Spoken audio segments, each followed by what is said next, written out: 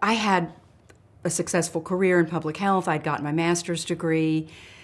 I went on to have a family and all of that while my dad was in prison. He had been in prison for 20 years. And I decided that I wanted to be an entrepreneur and start a business, a company. And this was a miraculous point in my life because I wasn't typically a risk taker, but my dad just jumped in. He loved the idea and he wanted to help me. And he became my business coach, he became my confidant. He wanted us to develop body care products that we could sell in my sister's very successful medical skincare business. And Dad turned himself into a scientist. He was studying patents, he was doing all this research. And I was, at that point, I was amazed by my dad. I know now I still had judgment. I still had fear. I still had anger that I wasn't expressing. And when Dad started working with me in that capacity, we got so close because I began to be inspired by my dad. I saw how resilient he was, how smart he was, how much he loved me. And so after we worked on this project together for several years, we launched the project and my dreams to travel the world came true.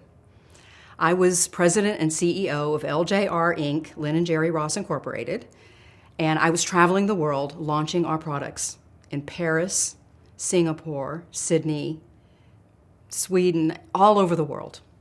It was an amazing thing that happened, but I also knew it was time for me to do some healing. At that point, I knew I was still feeling this hardness in a way inside of me. So I hired a life coach and I wound up learning things I had no idea were in there, which were all the things that I've somewhat already shared about not speaking up, being a people pleaser, minimizing my needs, all the things that I've mentioned, having fears of being judged, and not just with my dad, but in other ways. And I started to unravel all of that.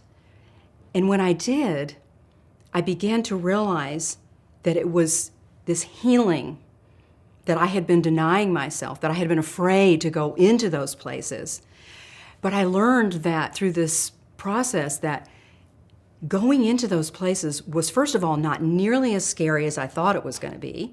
I really thought that it was going to be so devastating to me. And it started to open me up. It started to soften me. It started to bring me to a place where I realized that was who I was and that I could accept that. I could accept the broken parts of myself. I could be with that in such a way that that was not bad, that was not dirty, that was not something to try to avoid. It was something to say, that's me. And loving myself, having self-love, was that's part of me and that's who's made me who I am.